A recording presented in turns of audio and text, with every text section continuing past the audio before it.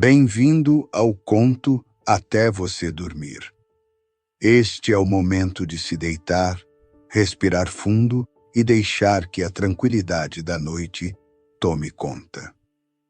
Feche os olhos e imagine-se nas ruas silenciosas de Londres, envolto na névoa e no mistério que só Sherlock Holmes é capaz de revelar. Cada detalhe desta história foi pensado para te transportar e, ao mesmo tempo, acalmar sua mente até que o sono chegue devagar. E antes de começarmos, me diga, que horas e onde vocês estão assistindo a este conto? Hoje, seguiremos juntos em mais um enigma surpreendente. As aventuras de Sherlock Holmes, o homem da boca torta. O falecido Elias Whitney, reitor do Colégio Teológico de St. George, tinha um irmão, Isa Whitney, que era muito dado ao uso do ópio.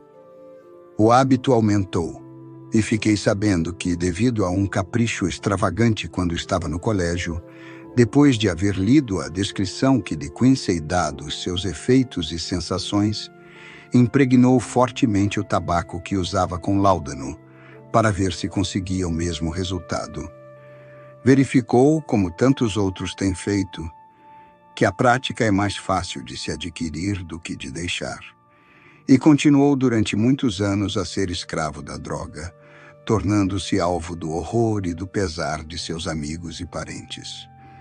Parece que o vejo agora, o rosto amarelo e inchado, sobrancelhas caídas e as pupilas miudinhas, encolhido numa cadeira, verdadeiro naufrágio e ruína de um homem honrado. Uma noite, foi em junho de 1889, tocaram a campainha de minha casa, mais ou menos a hora em que a gente começa a bocejar. Olha para o relógio e quer recolher-se à cama. Estremeci na cadeira. Minha mulher largou a costura em que estava ocupada e olhou-me desapontada. Um cliente, disse ela, vai ter de sair. Suspirei com enfado, porque havia poucos minutos que chegara do trabalho, após um dia atarefado. Ouvimos abrir a porta, algumas palavras apressadas e depois uns passos ligeiros pelo corredor. A porta da sala abriu-se. E uma senhora de vestido escuro e véu preto entrou. Hão de me desculpar por vir incomodá-los tão tarde, começou a dizer. Mas depois, perdendo repentinamente o controle, correu para onde minha mulher estava sentada e lançou-lhe os braços em redor do pescoço, chorando sobre seu ombro. Oh, estou tão aflita, exclamou. Preciso tanto que me ajude. Por quê? Perguntou minha mulher, erguendo o véu da outra. É Kate Whitney. Como me assustou, Kate. Não tinha ideia de que fosse você quando entrou. Não sabia o que fazer, por isso vim diretamente ter com vocês. Era sempre assim. As pessoas aflitas procuravam minha mulher como os pássaros buscam o farol. Fez bem em ter vindo. Agora vai tomar um copo de refresco e sentar-se confortavelmente para nos contar tudo? Ou prefere que eu mande James para a cama? Oh, não. Preciso do conselho do doutor e do seu auxílio também. É a respeito de Isa. Não voltou para casa nestes 2 últimos dias. E tenho muito receio quanto ao local onde deve estar. Era a primeira vez que ela nos falava da desgraça de seu marido. A mim como médico e a minha mulher como amiga de sempre e colega de escola. Procuramos acalmá-la e mostramos a nossa simpatia por meio de palavras de conforto. Perguntamos se não sabia onde estava o marido e se não nos seria possível levá-lo para casa. Parecia que sim. Ela tinha a certeza de que ultimamente, desde que o vício o atacara, ele tinha o hábito de ir a uma adega chinesa na parte leste da cidade, para ali utilizar o ópio. Mas já haviam passado mais de 48 horas, e ele sem dúvida continuava lá, deitado entre os homens mais baixos das docas, respirando aquele terrível veneno e dormindo sob seus efeitos. Tinha a certeza de que ele estava no Golden Bar, na Upper Swandam Lane. Mas o que poderia ela fazer? Como poderia ela, mulher jovem e tímida, ir a um lugar daqueles, arrancar o marido do meio dos bandidos que o frequentavam? Era essa a dificuldade, e sem dúvida havia apenas um recurso. Não poderia eu acompanhá-la àquele lugar? Então perguntei-lhe por que haveria ela de ir. Eu era médico da família, e como tal, tinha influência sobre ele. Certamente seria mais bem-sucedido se fosse sozinho. Prometi-lhe que o mandaria para casa num carro dentro de 2 horas, se de fato ele estivesse no endereço que ela me dava. E assim, 10 minutos depois, deixei minha boa poltrona e minha confortável sala de estar, e corri num carro em direção à parte leste da cidade, para um estranho empreendimento, conforme me parecia ser, mas que só pouco depois revelaria quão estranha era toda aquela situação. Não surgiram grandes dificuldades na primeira parte da aventura.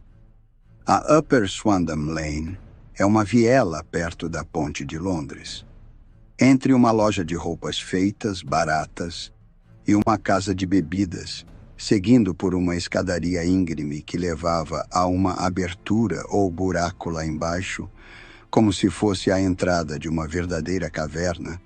Achei-me dentro do antro onde estava a pessoa que procurava.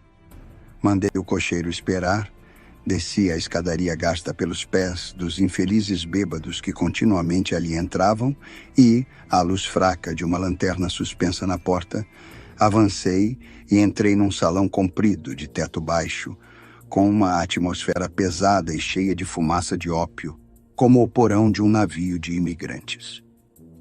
Através da fumaça podia ver os corpos que jaziam em posições fantásticas, ombros curvos, joelhos dobrados, cabeças atiradas para trás, os queixos suspensos, os olhares amortecidos que espiavam o recém-chegado. Na penumbra luziam ora brilhantes, ora fracos, pequenos círculos de luz vermelha, conforme o veneno aceso se tornasse mais vivo ou apagado no buraco dos cachimbos. Quase todas as pessoas jaziam ali quietas. Algumas murmuravam para si próprias, e outras falavam em voz baixa e monótona, ninguém se importando com a conversa do vizinho. Na extremidade da sala, havia um pequeno braseiro com carvão aceso, ao lado do qual, sentado num banco de 3 pés, estava um velho alto com o queixo pousado nas mãos, cotovelos sobre os joelhos, olhando fixamente o fogo. Quando entrei, um empregado malaio aproximou-se apressadamente e ofereceu-me um cachimbo e um suprimento da droga, indicando-me um dos beliches. Obrigado. Não vim para ficar, disse-lhe. Deve estar aqui um amigo meu, o Sr. Isa Whitney, e eu preciso lhe falar. Houve um movimento e uma exclamação à minha direita, e, espiando através da obscuridade, vi Whitney, pálido, desfigurado e despenteado, olhando para mim. Meu Deus, é Watson, disse ele. Estava num estado lastimável de reação, com todos os nervos agitados. Diga-me, Watson, que horas são? Quase 23 horas. De que dia? De sexta-feira, 19 de junho. Céus! Pensei que fosse quarta-feira. É quarta-feira.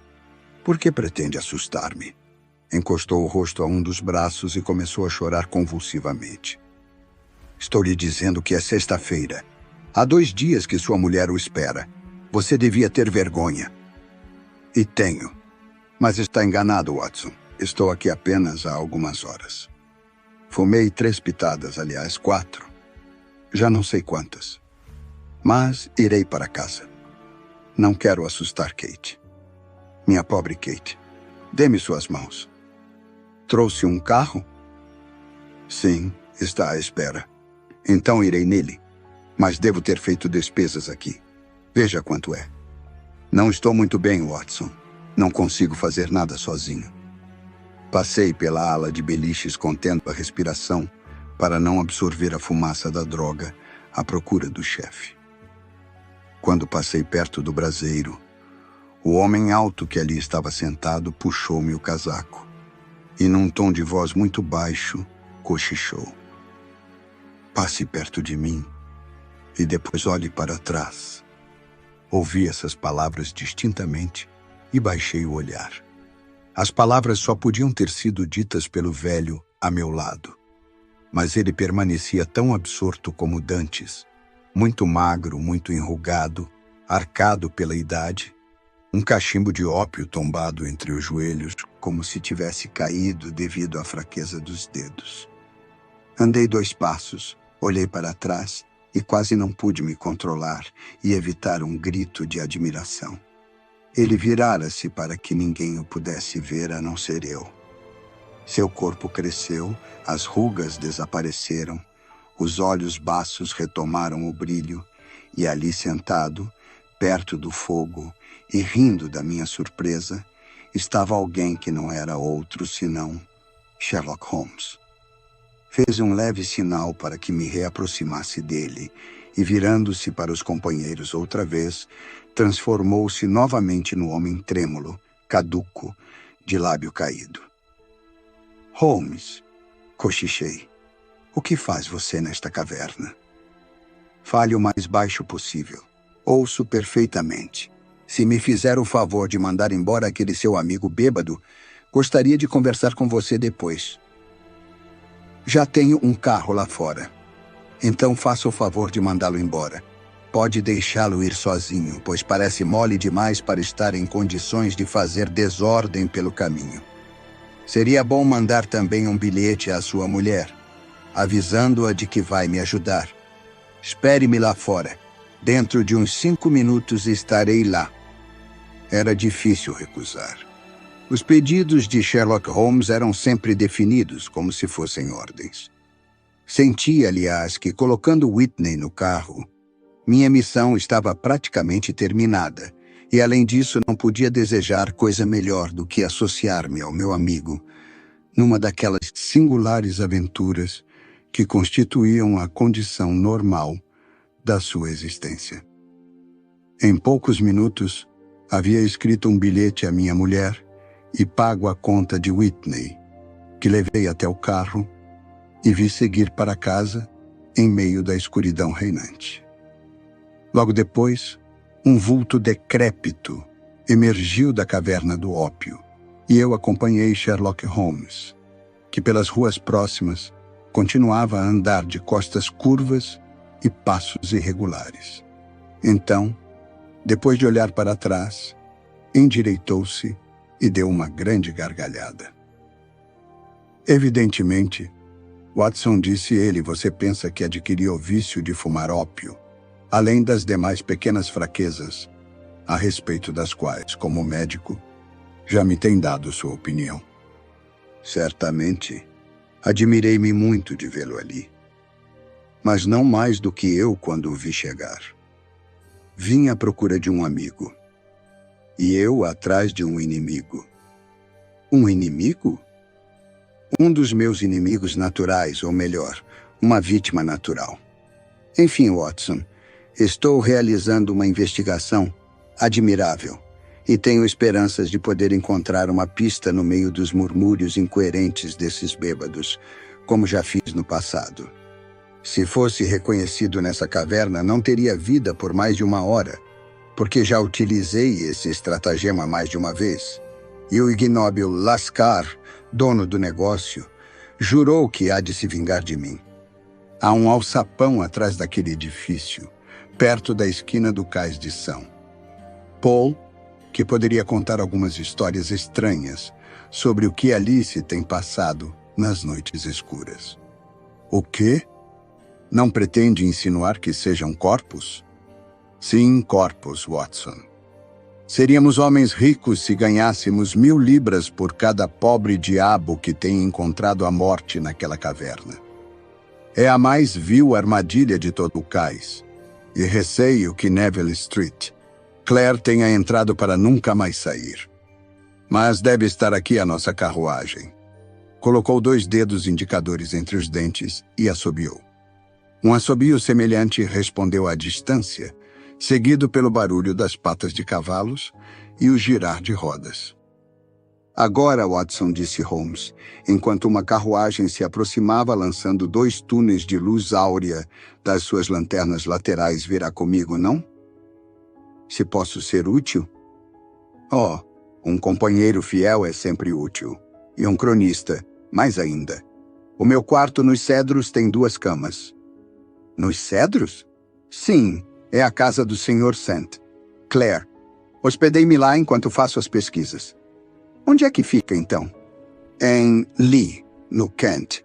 Temos uma viagem de 11 quilômetros à nossa frente. Mas não estou entendendo nada. É natural, mas daqui a pouco saberá tudo a respeito do caso. Vá, suba. Está bem, John. Não precisamos mais de você. Tome esta gorjeta. Procure-me amanhã à 1h. Largue a cabeça do animal. Até logo. Estalou o chicote e passamos apressadamente através da sucessão infinda de ruas sombrias e desertas, que se alargavam gradualmente, até que atravessamos uma ponte larga, com balaústres, sob a qual corria uma água suja e vagarosa.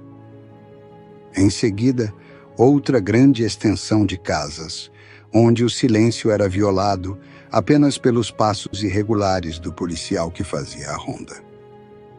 Nuvens escuras atravessavam o céu, deixando entrever apenas 1 ou 2 estrelas.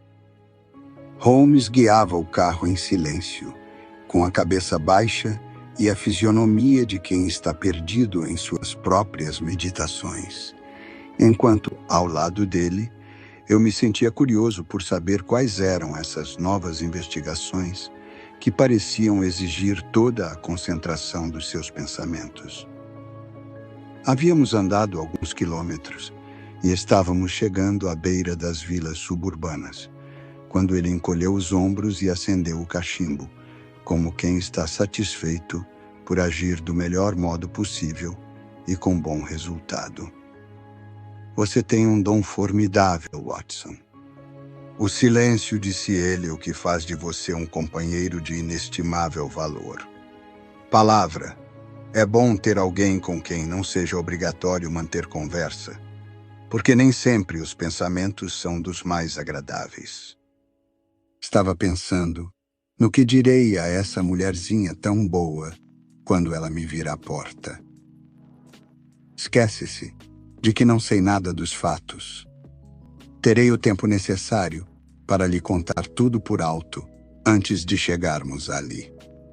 A simplicidade do caso parece ridícula. Todavia, não há forma de encontrar a menor pista. Há muitas constatações, sem dúvida, mas ainda não pude descobrir a ponta da meada.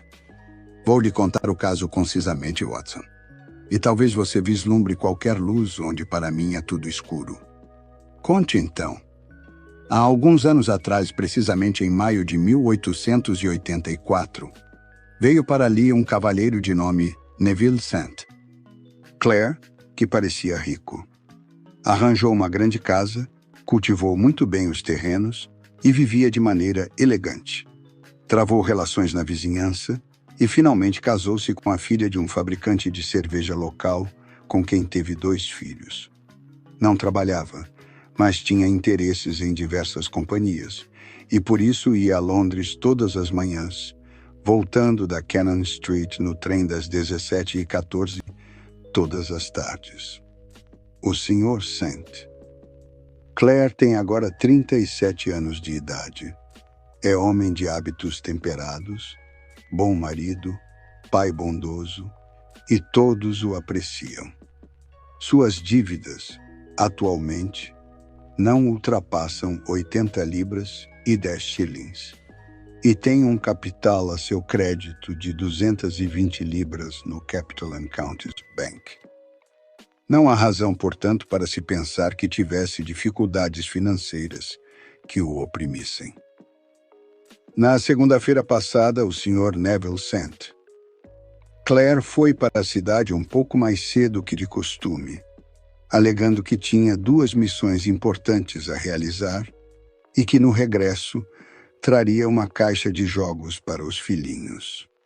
Acontece que, por mera coincidência, sua mulher recebeu um telegrama dizendo que um pacotinho de valor inestimável que ela esperava estava à sua disposição nos escritórios da Companhia de Navegação de Aberdeen.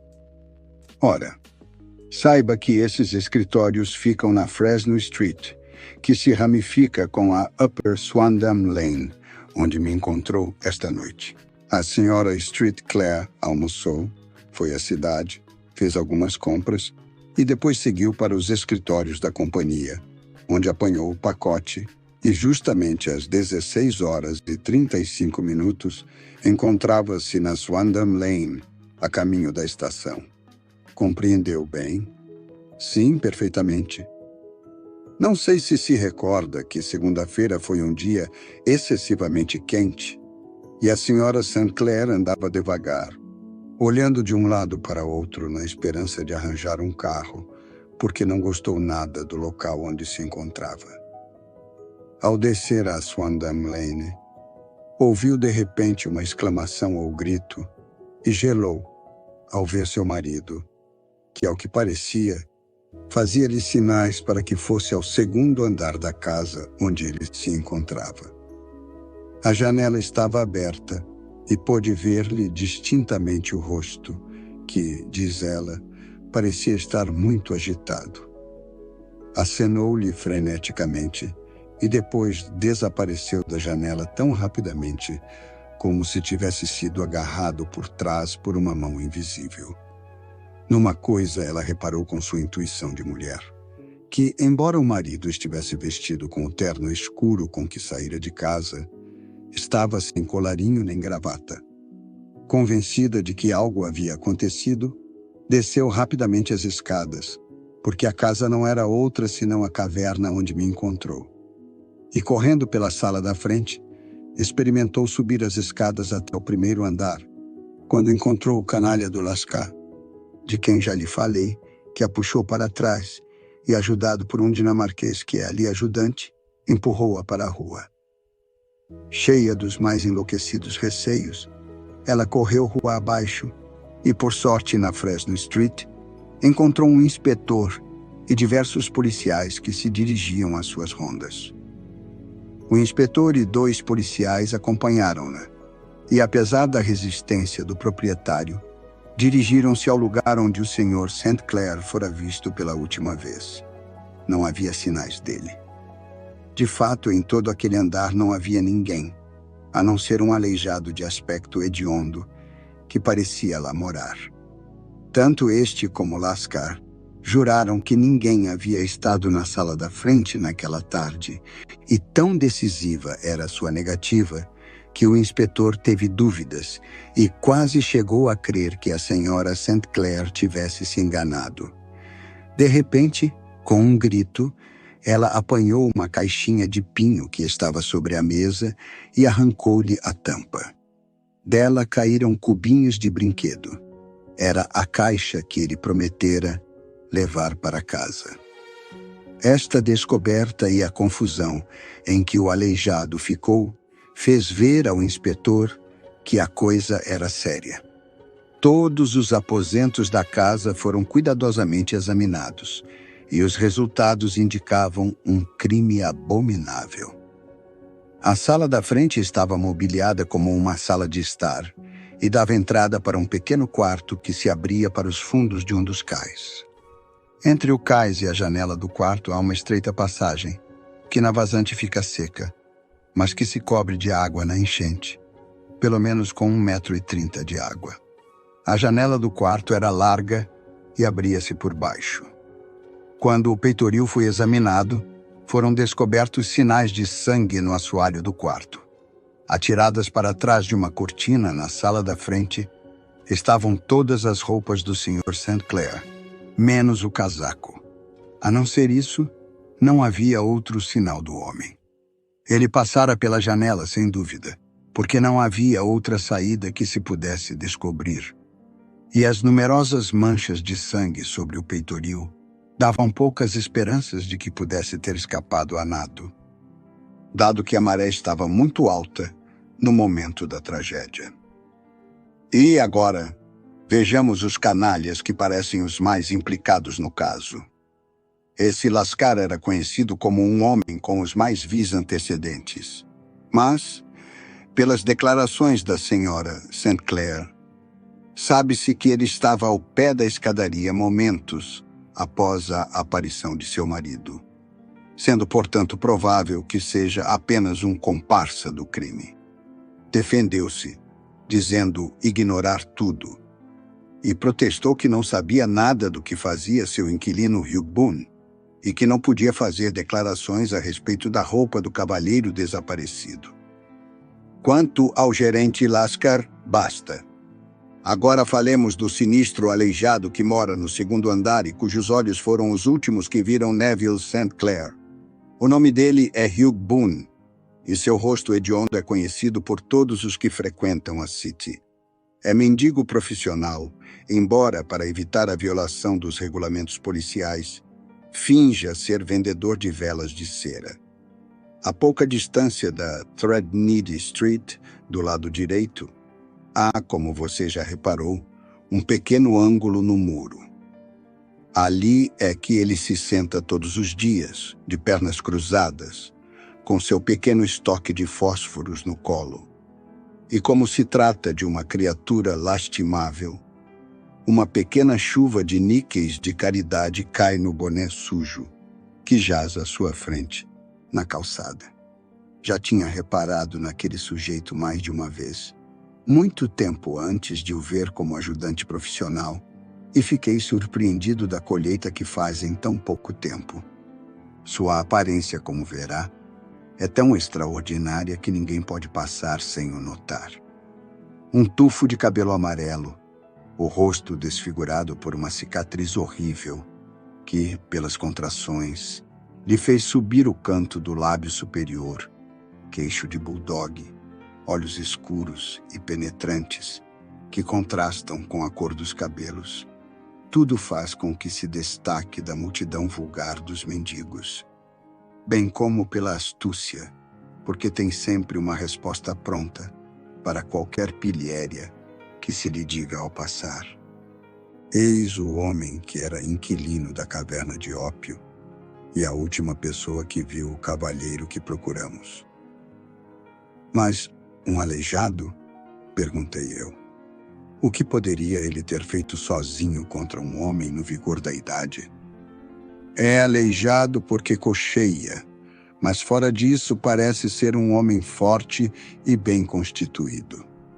Sua experiência de médico, Watson, com certeza lhe dirá que a fraqueza de um membro é frequentemente compensada nos outros por uma força excepcional. Peço-lhe o favor de continuar sua narrativa. A senhora St. Clair desmaiara ao ver o sangue no peitoril. Um policial a acompanhou até o carro e ela foi para casa, porque sua presença em nada ajudaria as pesquisas. O inspetor Barton, a cuja responsabilidade foi entregue o caso, fez um exame minucioso do edifício, mas sem descobrir coisa alguma que elucidasse o caso. Foi um grande erro não terem prendido Boone naquela ocasião, porque houve uns minutos durante os quais pôde se comunicar com seu amigo Lascar. Porém, o erro foi logo remediado. Foi preso, embora não se tenha encontrado nada que possa incriminá-lo. Havia, é verdade, algumas manchas de sangue na manga direita da camisa, mas ele apontou para o seu dedo anular que fora cortado perto da unha e explicou que o sangue viera dali, formando as manchas que vimos, pois poucos momentos antes estivera à janela. Negou ter visto Neville Street, Clair, e disse que o fato de a roupa deste estar no seu quarto era tão misterioso para ele quanto para a polícia. E, quanto ao fato de a senhora St. Clair ter visto o marido à janela, ou estava doida ou sonhava.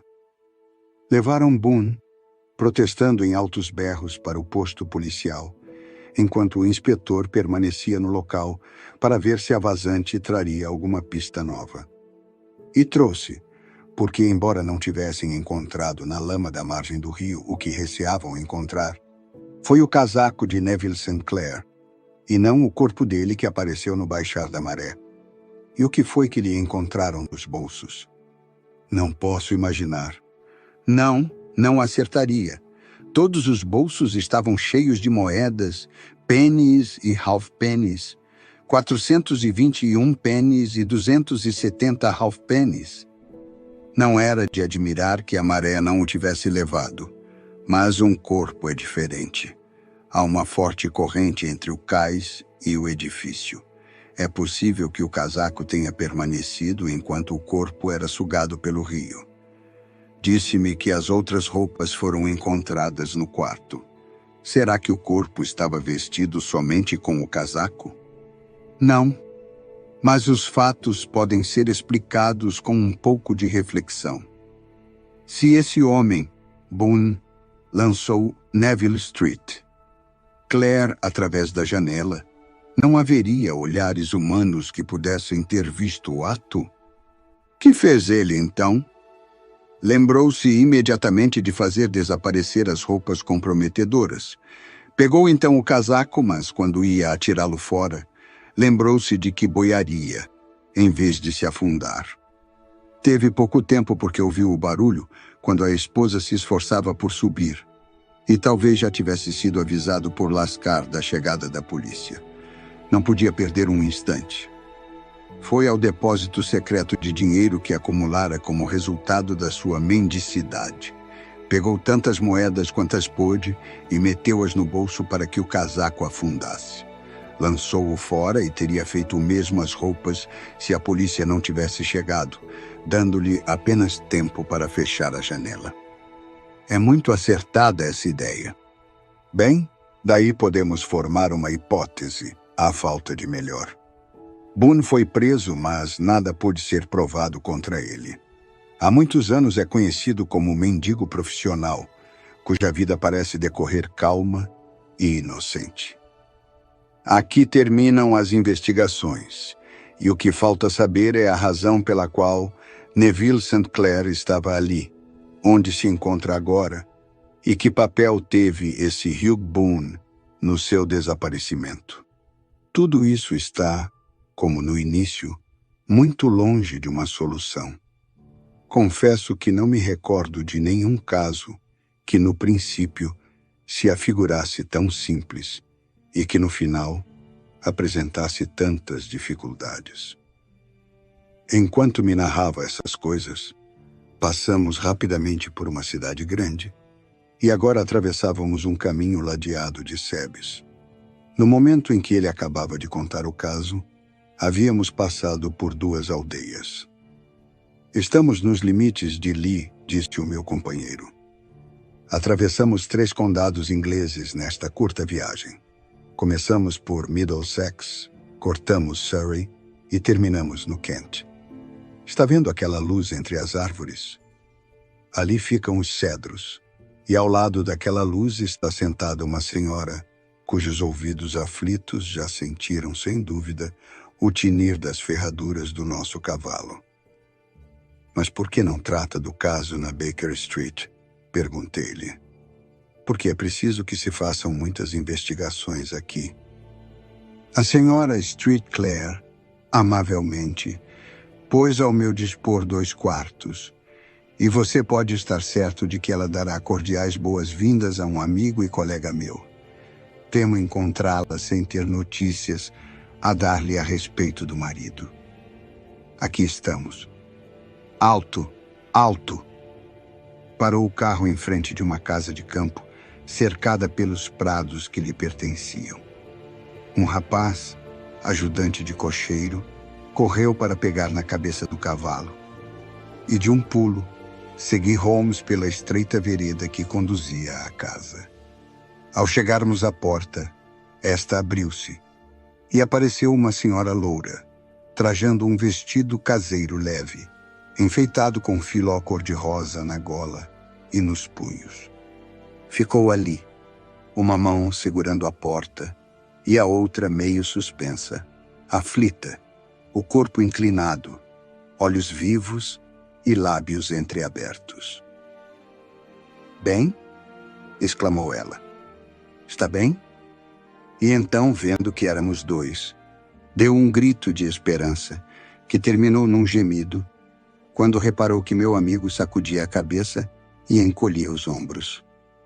"Não traz boas notícias? Nenhuma. E mas?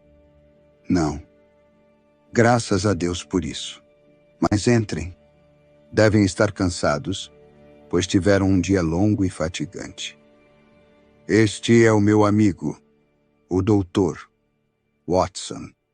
Tem sido de vital utilidade em vários dos meus assuntos e, por um acaso feliz, fez o possível por me acompanhar e se associar às investigações."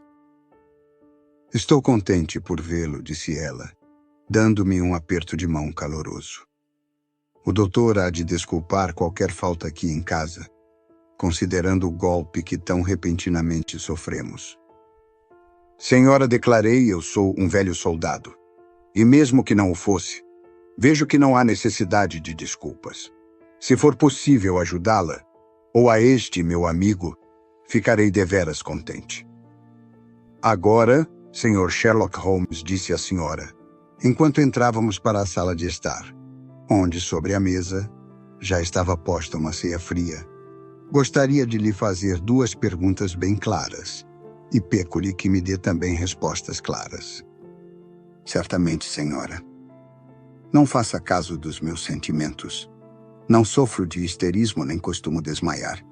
Só quero ouvir sua verdadeira opinião." "Sobre que ponto?" "No fundo do seu coração, acha que Neville esteja ainda vivo?" Sherlock Holmes ficou embaraçado com a pergunta. "Honestamente", disse ela, pondo-se de pé e olhando para ele. "Então, senhora, francamente não." "Pensa então que está morto?" "Sim." "Assassinado? Não digo tanto. Talvez." "Em que dia morreu ele?" "Segunda-feira." "Então, Sr. Holmes, faça o favor de me explicar. Como é que recebi esta carta dele hoje?" Sherlock Holmes pulou da cadeira, como se tivesse recebido um choque elétrico. "O quê?" bradou. "Sim, hoje." E rindo agitou um pedaço de papel. "Posso vê-lo?" "Certamente." Ansioso, pegou o papel e, alisando-o sobre a mesa, puxou o candeeiro para mais perto e examinou-o bem. Abandonei minha cadeira e olhei para o papel por sobre o ombro do meu amigo. O envelope era comum e trazia o carimbo de Gravesend com a data daquele dia. Ou melhor, com a do dia anterior, porque já passava da meia-noite. "Caligrafia grosseira", murmurou Holmes. "Certamente essa não é a letra do seu esposo, senhora." "Não, mas aqui está dentro é. Seu nome, veja, está escrito com tinta muito preta, que secou. O resto é de cor cinzenta, o que demonstra que foi usado um mata-borrão. Se tivesse escrito tudo de uma vez e usado o mata-borrão, ficaria igual. A pessoa escreveu o nome e parou antes de escrever o endereço, o que quer dizer que não estava familiarizada com ele. É uma insignificância, claro, mas não há nada tão importante como as pequenas coisas. Vamos ver a carta agora. Ah, havia mais alguma coisa dentro?" "Sim, havia um anel, o seu anel de sinete." "E a senhora tem a certeza de que essa letra é de seu marido?" "Tenho. É a sua caligrafia quando escreve às pressas. É muito diferente da letra habitual, todavia conheço-a bem." "Minha querida, não tenha medo. Tudo correrá bem. Tem havido um grande engano que levará algum tempo para ser retificado. Espere com paciência. Neville, Estava escrita numa folha branca de um livro, formato 8. Foi colocada no correio hoje por um homem com o polegar sujo. Passaram cola na dobra. E se não me engano, foi um homem que masca tabaco. E a senhora não tem dúvidas de que a letra seja de seu marido? Nenhuma dúvida. Neville escreveu essas palavras. E foi posta hoje em Gravesend. Bem, senhora Saint. Claire, as nuvens estão menos escuras, embora eu não ache que o perigo já tenha passado. Com a intuição de que havia acontecido qualquer coisa. O senhor acredita que eu, que me preocupei com uma coisa assim tão pequena, não haveria de sentir se ele tivesse morrido? Minhas muitas experiências me impedem de desprezar as intuições femininas. São de mais valor do que as conclusões de um investigador analítico. E com esta carta, certamente a senhora tem fortes razões que corroboram o seu ponto de vista. Mas se seu marido está vivo e pôde escrever-lhe, por que permanece ausente? Não posso imaginar o motivo. Na segunda-feira não disse nada antes de sair? Não, nada. E a senhora ficou surpresa ao vê-lo na Swandam Lane? Muitíssimo. A janela estava aberta? Sim. Um grito de socorro. Foi o que pensou? Sim. Ele chamou com as mãos. Mas poderia ter sido um grito de surpresa. A admiração por vê-la ali podia tê-lo feito levantar as mãos. É possível. E pareceu-lhe que alguém o tivesse puxado para trás? Desapareceu tão repentinamente? Podia ter pulado para trás. Não viu mais ninguém? Não, mas aquele homem horrível confessou que se encontrava ali e Lascar estava ao pé da escada. Muito bem. Pelo que pôde ver de seu marido, ele estava com a roupa habitual, menos a gravata e o colarinho. Vi distintamente o pescoço. Ele jamais lhe falou na Swandam Lane? Nunca. Muito obrigado, senhora Saint. Claire, são esses os pontos principais sobre os quais desejava estar bem esclarecido. Algumas vezes deu sinais de ter tomado ópio? Nunca. Bem, agora vamos comer qualquer coisa depois para a cama. É provável que amanhã tenhamos um dia cheio. Um quarto com 2 camas estava à nossa disposição. Meti-me logo entre os lençóis, pois estava fatigado após essa noite de aventuras. Sherlock Holmes, todavia, era um homem que, enquanto tinha um problema para resolver, passava dias, até semanas, sem descansar, reajustando os fatos, estudando o caso sob todos os pontos de vista, até que se convencesse de que os dados que possuía eram suficientes. Pareceu-me que ia ficar ali sentado a noite toda. Tirou o casaco, o colete, vestiu um roupão e andou pelo quarto tirando os travesseiros da cama e as almofadas do sofá e das cadeiras. Com estas, fez uma espécie de divã oriental sobre o qual se sentou, cruzando as pernas, com uma onça de tabaco e uma caixa de fósforos ao lado.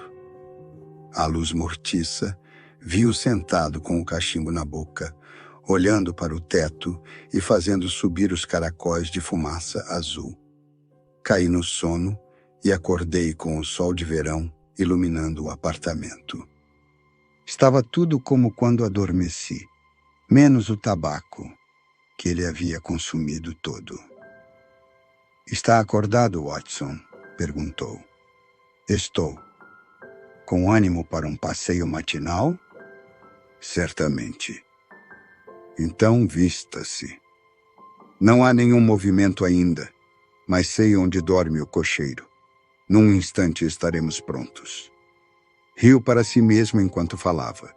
Seus olhos brilhavam, e ele parecia outro, sem vestígios daquele homem sombrio da noite anterior. Ao vestir-me, olhei o relógio. Não era de admirar que ninguém estivesse de pé ainda.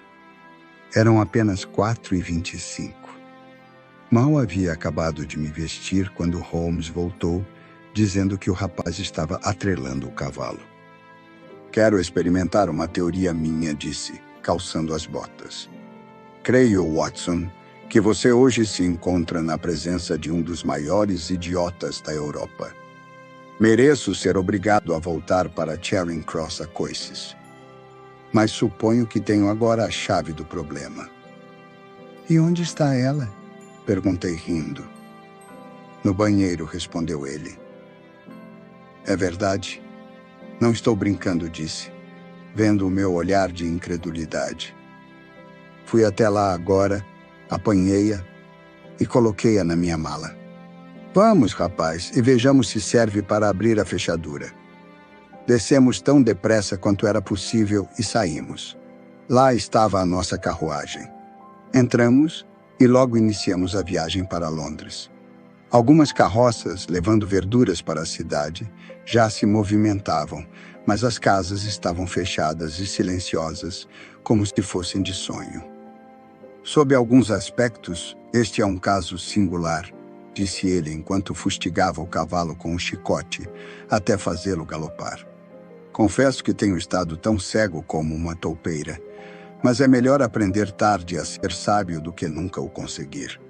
Na cidade, algumas pessoas sonolentas já olhavam pelas janelas, do lado de Surrey.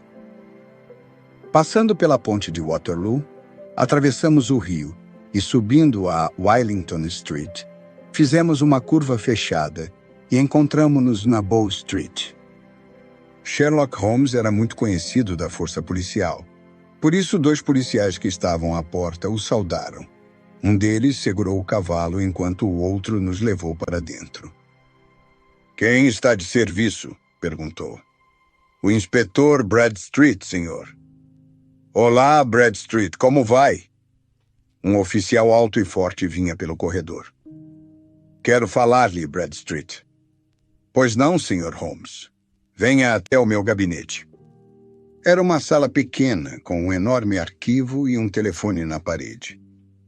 O inspetor sentou-se à secretária.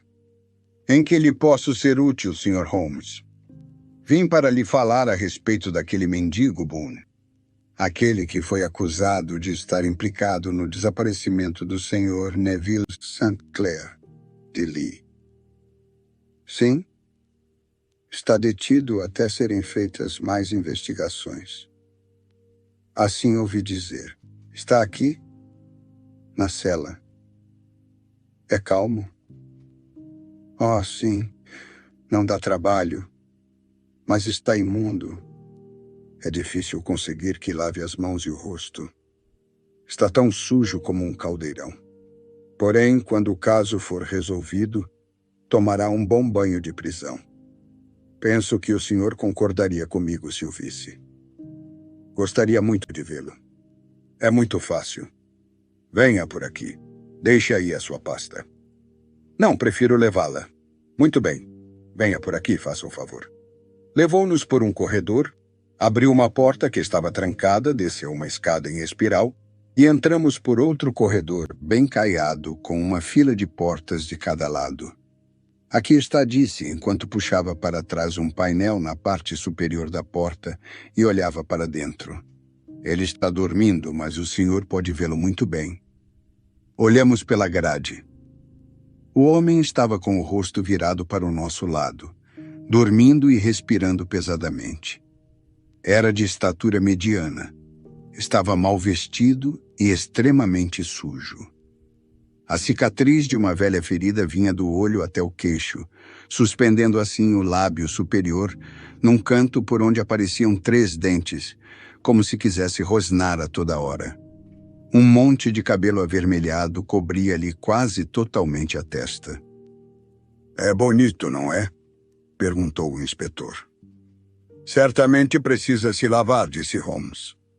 "Tive uma ideia do que precisávamos e tomei a liberdade de trazer os aparelhos necessários para isso."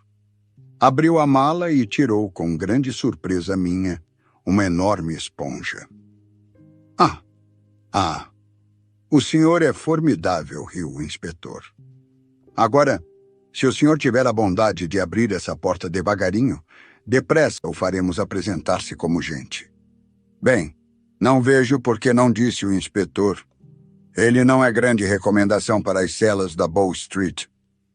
Meteu a chave na porta e todos nós entramos muito devagarinho na cela. O homem virou-se e caiu novamente em sono profundo. Holmes molhou bem a esponja no jarro de água e depois esfregou com força, de baixo para cima, todo o rosto do prisioneiro. Deixem-me apresentar-lhes o Sr. Neville St. Clair de Lee, no condado de Kent. Nunca vi tal coisa. O rosto do homem descascou-se sob a esponja como a casca de uma árvore. Foram-se a tinta, a cicatriz e a boca torta, que lhe davam um ar tão repulsivo. Um puxão fez sair o cabelo vermelho, e sentado na cama, apareceu um homem pálido, mas de fisionomia delicada e triste, de cabelos pretos e pele limpa, esfregando os olhos e olhando ao redor, desnorteado. Então, subitamente, compreendendo o escândalo, gritou e atirou-se para cima do leito, o rosto contra o travesseiro. "Céus!" gritou o inspetor. "É o homem que está sendo procurado. Conheço-o pelo retrato." O prisioneiro virou-se como quem se abandona ao seu destino. "Que seja," disse ele. "De que sou acusado?" "Do desaparecimento do Sr. Neville St. Clair." "Oh, você não pode ser acusado disso, a não ser que digam que é tentativa de suicídio," disse o inspetor com um sorriso. "Bem, há 27 anos que estou na força policial e nunca vi caso semelhante. É o cúmulo. Se sou o Sr. Neville St. Clair, é óbvio que não se cometeu crime algum e que estou detido ilegalmente. Nenhum crime. Mas um grande erro, disse Holmes. Teria feito melhor se confiasse em sua esposa." "Não era só a esposa. Eram os filhos", gemia o prisioneiro. "Deus me ajude. Não queria que eles ficassem envergonhados do pai." "Deus meu! Que vergonha! Que posso fazer?" Sherlock Holmes sentou-se a seu lado na cama e bateu-lhe levemente nos ombros. "Se deixar que o Tribunal de Lee esclareça o caso, não pode evitar a publicidade. Por outro lado, se puder convencer as autoridades policiais de que não há crime contra o senhor, não vejo de que maneira os pormenores possam sair nos jornais. O inspetor Bradstreet, tenho a certeza, tomará nota das suas declarações e submetê-las às autoridades competentes. E o caso não irá a nenhum tribunal." "Deus o abençoe", exclamou o homem. "Eu aguentaria a prisão e até a execução para evitar que meu segredo miserável caísse como uma mancha sobre meus filhos. O senhor é o primeiro que ouve a minha história.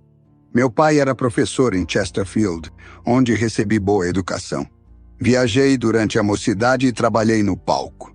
Finalmente, tornei-me repórter de um jornal vespertino de Londres. Um dia, meu editor precisou de uma série de artigos sobre a mendicidade na metrópole e eu me ofereci para a tarefa.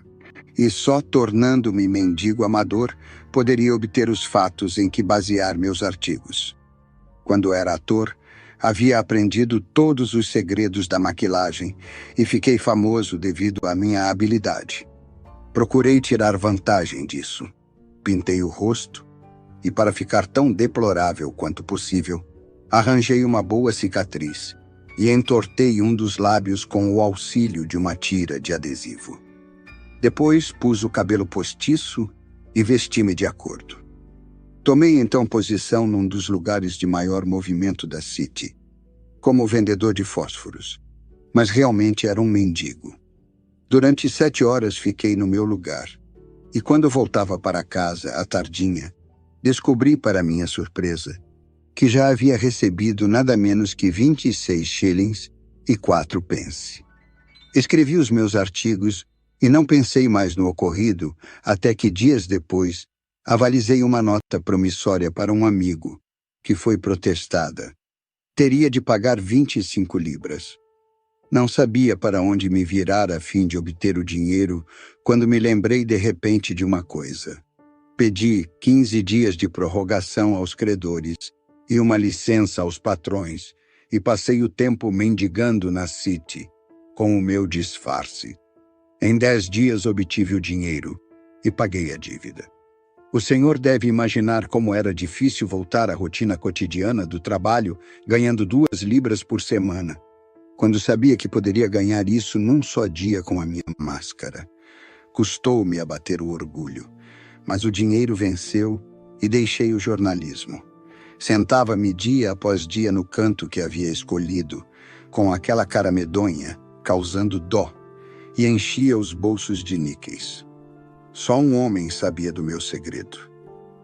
Era o dono da caverna de ópio, onde eu me alojava na Swandam Lane, e de onde emergia todas as manhãs como mendigo sujo, transformando-me à tarde num homem de bem. Pagava-lhe regiamente como inquilino. Assim, sabia que meu segredo estava seguro com Lascar. Bem, descobri logo que estava ganhando bastante dinheiro. Isso não quer dizer que um mendigo nas ruas de Londres possa ganhar 700 libras por ano. Mas eu tive vantagens excepcionais devido à minha maquilagem e também a uma facilidade de respostas prontas que melhorou com a prática e que me tornou conhecido na City. Continuava a ganhar uma chuva de moedas, e às vezes mesmo uma moeda de prata, e era um mau dia quando não recebia 2 libras. Enquanto enriquecia, a ambição aumentava. Consegui uma casa no campo e depois casei-me, sem que ninguém suspeitasse da minha verdadeira ocupação. Minha amada mulher sabia que eu trabalhava, porém mal poderia supor em que serviço. Na segunda-feira passada, havia terminado o dia e estava me vestindo no meu alojamento por cima da caverna de ópio, quando olhei pela janela e vi, com horror e admiração, que minha mulher estava ali na rua, olhando fixamente para mim. Dei um grito de surpresa, ergui os braços para o rosto e, correndo para o meu confidente Lascar, roguei-lhe que não permitisse que ninguém subisse ali. Ouvi-lhe a voz lá embaixo, mas sabia que não podia subir. Novamente tirei a roupa e vesti-as do mendigo. Coloquei a cabeleira e pintei-me. Nem o olho penetrante de minha mulher poderia descobrir aquele disfarce. Lembrei-me de que talvez quisessem examinar o quarto e que a roupa me trairia. Abri a janela e, com violência, reabri um corte que havia feito pela manhã no quarto.